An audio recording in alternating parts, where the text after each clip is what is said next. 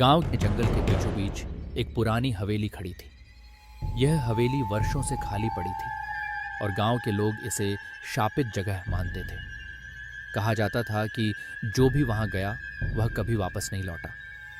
यह हवेली एक अमीर जमींदार ठाकुर रणवीर सिंह ने 100 साल पहले बनवाई थी। लेकिन हवेली बनने के कुछ ही वर्षों बाद ठाकुर और उनका पूरा परिवार एक रात अचानक गायब हो गया।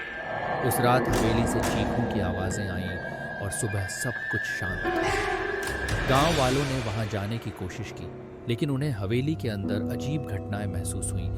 हवेली में रात के समय रोशनी जलती थी, जबकि वहां कोई नहीं रहता था। कुछ लोगों ने बताया कि उन्होंने खिड़कियों पर सफेद साड़ी पहने एक औरत को देखा, जो रोती हुई नजर आती थी। हवेली के पास से गुजरने वाले लोगों को किसी के रोने और हंसने की आवाजें सुनाई देती थी। एक दिन गांव में एक युवा इंजीनियर आदित्य आया। उसे इस हवेली के बारे में पता चला और उसने इसे खरीदने की ठानी। वह इन भूत प्रेत की बातों को अंधविश्वास मानता था। गांव वालों ने उसे वहां न जाने की चेतावनी दी, लेकिन वह नहीं माना। आदित्य ने अकेले रात बिताने का फैसला किया। शुरुआत में सब सामान्य था, लेकिन आधी रात के बाद हवेली में अजीब घटनाएं होने लगी। घड़ी खुद ब खुद चलने लगी, दीवारों पर खून के निशान उभरने लगे।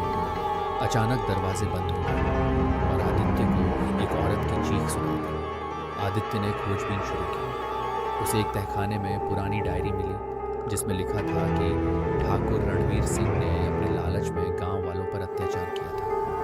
एक दिन एक महिला जो ठाकुर से बदला लेना चाहती थी ने हवेली में खुद को जला दिया। उसकी आत्मा वहीं फंस गई और हवेली को श्रापित कर दिया। आदित्य ने उस महिला की आत्मा की शांति के लिए गांव के पंडित की मदद से पूजा करवाई। पूजा के बाद हवेली की अजीब घटनाएं रुक गईं, लेकिन गांव वाले आज भी वहां जाने से डरते हैं। पुरानी हवेली रहस्य, डर और मानवीय लालच का प्रतीक बन गई और यह कहानी पीढ़ी दर पीढ़ी सुनाई जाती रही।